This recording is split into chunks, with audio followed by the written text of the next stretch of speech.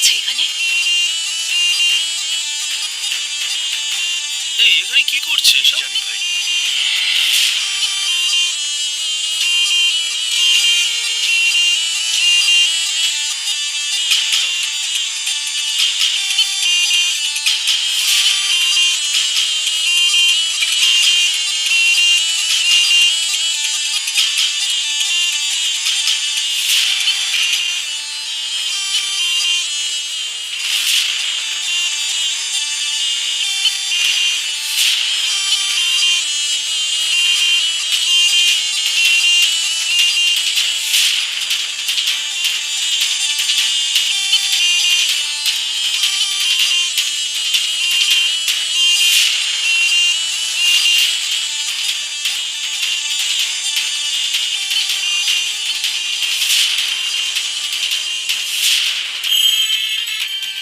তোরই কাজ এটা, তাই না?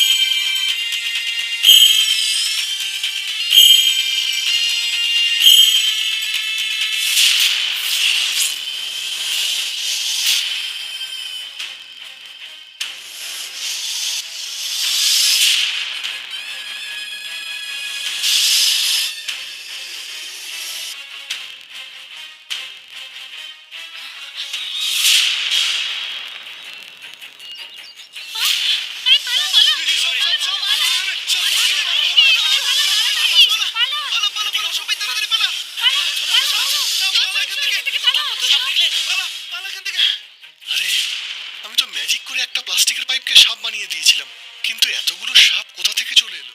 Thank you, by.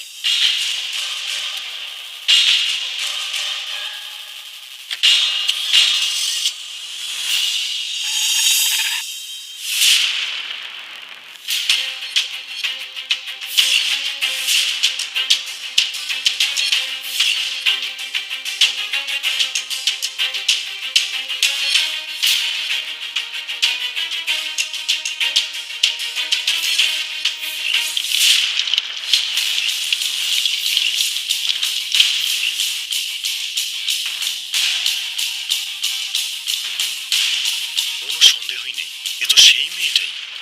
বাট ফেসের উপরে দাগগুলো গেল কোথায়?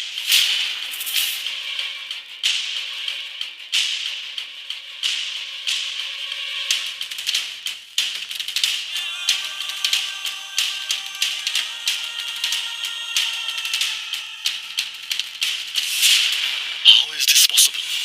মেয়েটার মুখে অতটা পোড়া দাগ ছিল, এত তাড়াতাড়ি ঠিক হলো কি করে? বিশ্বাসই হচ্ছে না। It's a medical miracle. এত তাড়াতাড়ি ঠিক হলো কি করে? মেয়েটাকে জিজ্ঞাসা করতে হবে। বলুন সিস্টার। ডক্টর, ওয়ার্ড নাম্বার 102 এর পেশেন্টকে এমার্জেন্সিতে অপারেশন থিয়েটারে নিয়ে যাচ্ছি। হ্যাঁ। প্লিজ ডক্টর, আপনি তাড়াতাড়ি চলে আসুন। ওকে আমি 10 মিনিটের মধ্যে ওকে আসছি। ডক্টর। ধুর।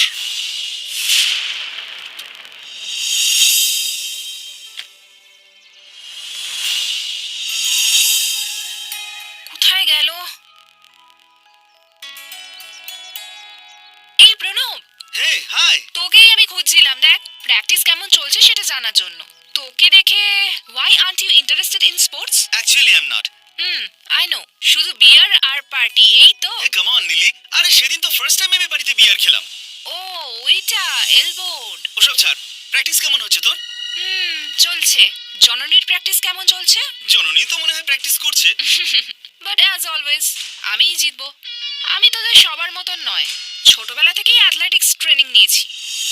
ইনফ্যাক্ট আমি 3 বছর ধরে জিমন্যাস্টিক্সও প্র্যাকটিস করেছি। আমার বাবা আমাকে সব রকম ট্রেনিংয়েই পাঠিয়েছেন। ও আমাকে অ্যাকশন হিরোইন হতে হবে বলে উনি আশা করেন, সেই জন্য আমাকে উনি অনেক ধরনের মার্শাল আর্টসও শিখিয়েছেন। এটা কি ইনফরমেশন না ওয়ার্নিং আমাকে? যাই হোক, তোর থেকে একটু সাবধানে থাকতে হবে আমায়। Both wedge. বাট আমি হিরোইন হতে পারবো না। কেন? মাই মম ডাজন্ট লাইক ইট, ওই জন্যই এত ডিলে হচ্ছে। ঠিক আছে, anyways all the best for the sports event. Thanks Pranab, bye. By.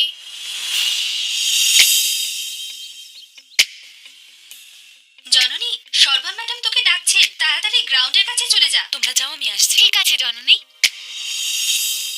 High জানানি, আরে আপনি এখানে কি করছেন? আপনার সাথে কথা বলতেই এসেছি আমি।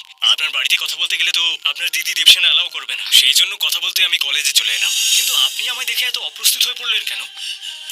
আপনার এখানে আসাটা ঠিক না। আপনার মা আমাকে পছন্দ করেন না। সেদিন আমাদের বাড়ির লোকদের উনি অনেক অপমান করেছিলেন, তাই দিদি বলেছে আপনার সাথে আমি যেন আর কোনোদিন কোনো কথা না বলি। কিন্তু আপনার ইচ্ছে করেনি আমার সাথে কথা বলতে?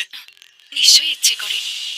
আমার ওরকম অবস্থায় আপনি সাহায্য করেছিলেন, আপনাকে থ্যাঙ্কস বলার আমি অনেক চেষ্টা করেছিলাম। আমার জন্য আপনি সেই দিন অনেক কষ্ট করেছিলেন। সেই দিন আপনি সময় মতো আমার ট্রিটমেন্ট না করালে আমি জানি না আমার কি হতো।